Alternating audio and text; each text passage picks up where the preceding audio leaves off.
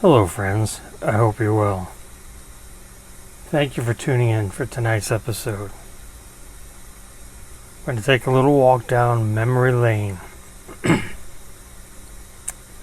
If you're of a certain age and you remember going to the card shop back 40 years ago now, let's roll it back to 1985, which was incredibly enough 40 years ago.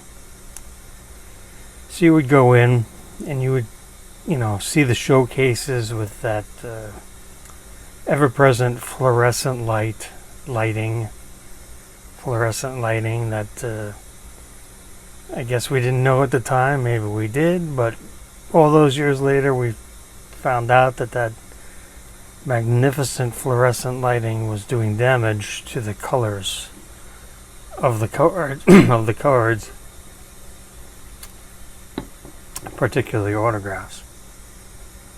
But it is what it is, and we still didn't know. We willfully ignorant back then, I suppose, but we still enjoyed our time at the shop looking at the showcase. And I was 14 then, so couldn't afford all that much, but looking was free. And you would see, and I was trying to think of a dollar value. Definitely, I would say probably $100 and up. Let's just, for simplicity's sake, say $100 and up. You would see these, the mantles and stuff like that in these really, really, what we thought at the time were these magnificent 1-inch screw downs. Now this is a 1/2 inch. I no longer own a 1-inch screw down, but this label, this packaging will look familiar to some of you, and we'll just go with it. That's the 1/2 inch version. But the 1-inch version came around, and it came in this baggie, and you open the package, and I've got a Ichiro 2016 Series 2 printing plate, black printing plate. I've had this for a while. I think I bought this during the pandemic, and JT was kind enough to sell me one of these. This is the 1/2 inch version, but I think, funny enough, I think a screw has come loose. But solid plastic, as it said on the packaging there. 1/2 inch ultimate, handmade, highest quality lucite, ideal for older and investment cards. Fits 6970 basketball cards. And so just imagine this was twice as thick.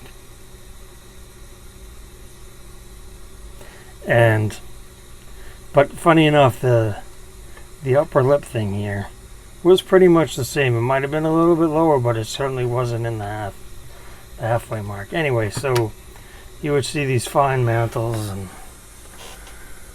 and other high dollar cards that we spoke about, and we would marvel at one day owning them, because at least back then some of us were kids, and the mantle would be in here, and it would be screwed down all the way tight,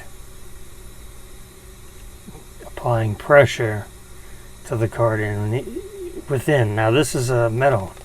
This is an actual printing plate, so this is made out of metal. So you're not really gonna mess that up too much.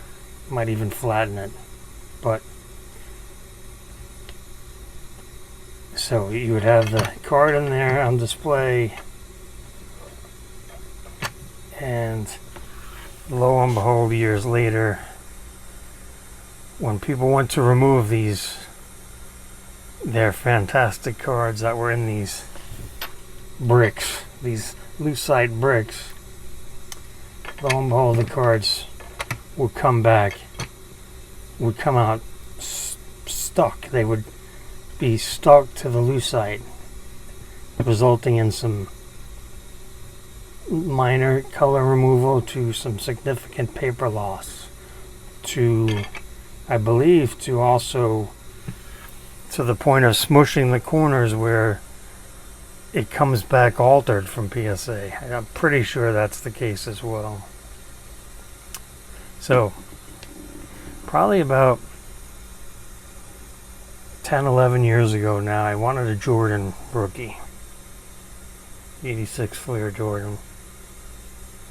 I wanted a centered copy. Now, with 86 Fleer basketball, it's kind of like 84 Fleer baseball and 87 Fleer basketball. Either it's centered or it's not. There's really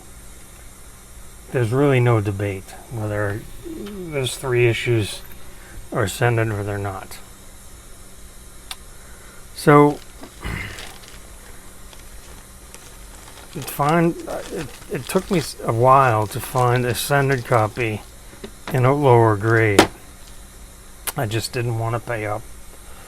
Excuse me, I didn't want to pay up for the 9 or the 8. So I found, I've shown this before, but I found this beautifully centered PSA 5 copy that, if you look, I don't know if it'll show up well on the camera there, but if you look in that lower right hand corner, you can see the white on there. Let's see if that will cooperate. But you can see the white on there, the white on this upper right hand corner as well. I believe some on the lower left too, but point being is that, whoa, hey now, haven't done that in a while. Point being,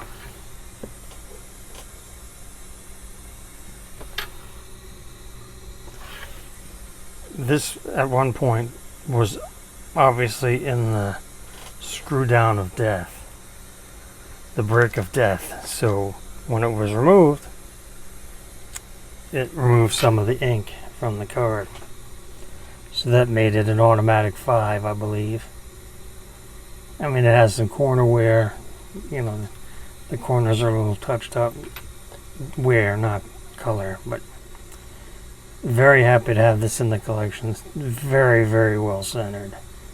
And, you know, anyone I do show that to, they do comment on the centering. And rightfully so. So, now we're going back to today. And obviously you can tell by the title of tonight's episode, Pressure. You know, always when I hear that word, I always think of the Billy Joel song. But it applies to what we see here with this Jordan, with the loose-sided brick of death, applying pressure to the corners, and upon removal, cost whoever put that in the lucite and then graded it, cost them some bucks, not a whole lot of bucks, because it wasn't all that expensive back then, especially versus now, the Jordan, that is. So the last few Nationals, I've had a couple of cards on my want list, and for one reason or another, I've still not been able to pick them up. One of them being the 52 Topps Maze first Topps card. I'm trying to find a PSA 1 to match my Mano and Jackie, and I'm not having much success. But that's okay, the hunt goes on. Another card I had on that list that I don't think I even saw, I definitely did not see a copy for sale this year at all, in any grade. And I don't know if I saw one last year, but either way I didn't pick one up. I've never owned this card. And this card is $37 38 years old. And it's from the 1987 Donruss opening day set. It is the Barry Bonds Johnny Ray error. Now, this is Johnny Ray pictured on this Barry Bonds card, which, you know, not for nothing, in 1987, that's a pretty big boo-boo. I mean, they're both on the Pirates, I guess you could say. But you can see here, let's see if I get that to focus. You know, that's paper loss, indicative of being, that's even more so, of being in the lucite of death. And it's funny how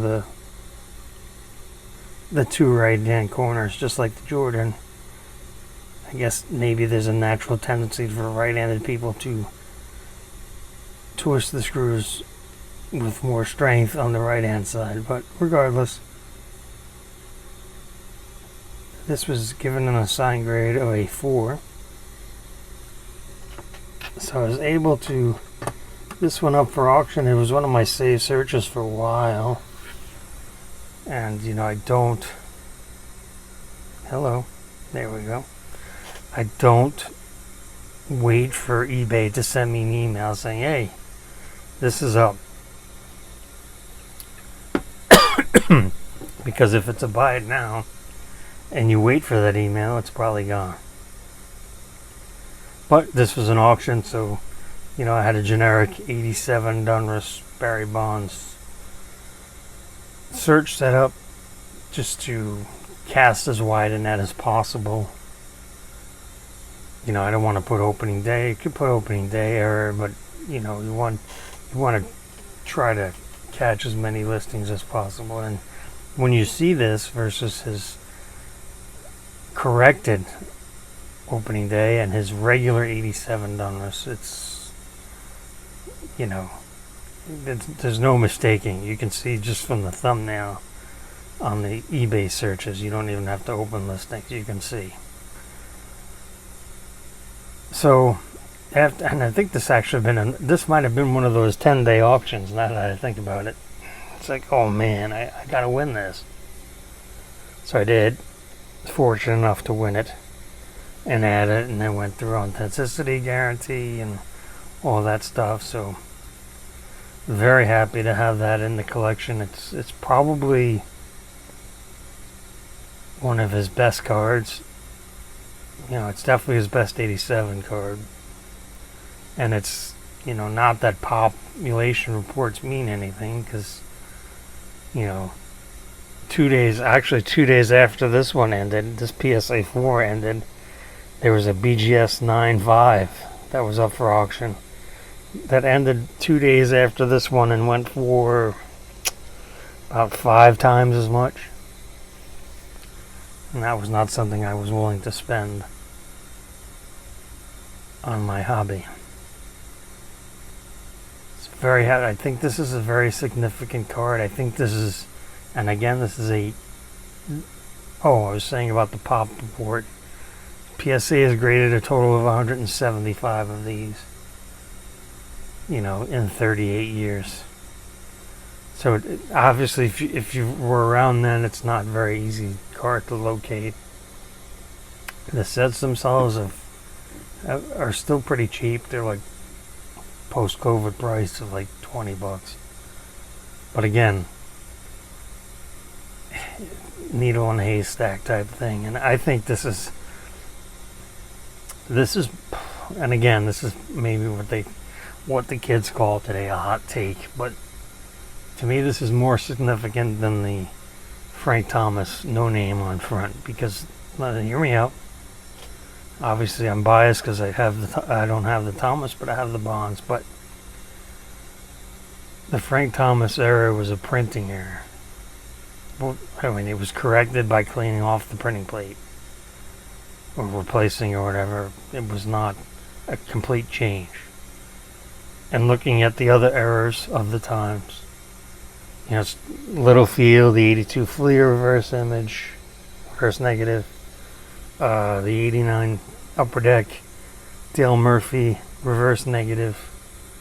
The 85 Donruss, actually, it's funny, this is 2 years after, but the 85 Donruss base Tom Seaver card had Floyd Bannister featured on it. And in case you didn't know, Tom Seaver was right-handed, Floyd Bannister's left-handed.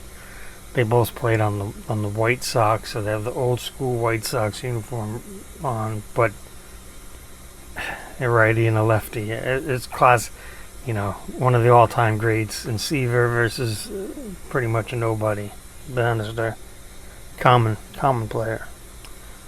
And to make that mistake was crazy, but they didn't correct it until the factory sets came out. So every 85 Donruss factory set has a corrected Seaver in it. So while it's a cool error and I actually want to pick one up, it's not. It's like $20. It's not rare because every factory set had the corrected version, and every other SKU, wax packs, rack packs, had their error, which wasn't corrected till the factory set. So it's not really any chase there. It's just a matter of just buying one. Kind of like the Billy Ripken F-Face card is nice, but plentiful. Just a popular, more of a pop icon type of thing, like the regular 90s score, Bo Jackson black and white bat, the bat on the shoulders with the football pads on. But that's neither here nor there. But I think that this Barry Bonds Johnny Ray error is a card that I've off and on through the years obviously have wanted, but was all the rage in '87 and was one of those pipe dreams of owning. So thankfully, due to the loose side screw down of death, how outrageously popular they were in the '80s, so whoever had this Johnny Ray Barry Bonds error had it in that screw down. And when they removed it, they were probably quite pissed at the paper loss. But that technology led to my benefit to being able to land this PSA 4 Barry Bonds error. Very happy to have that in the collection. That was the card I had mentioned last episode that was on the way in the mail. So here it is, and again, I just want to take the time out to thank you for tuning in tonight. Back Pages out.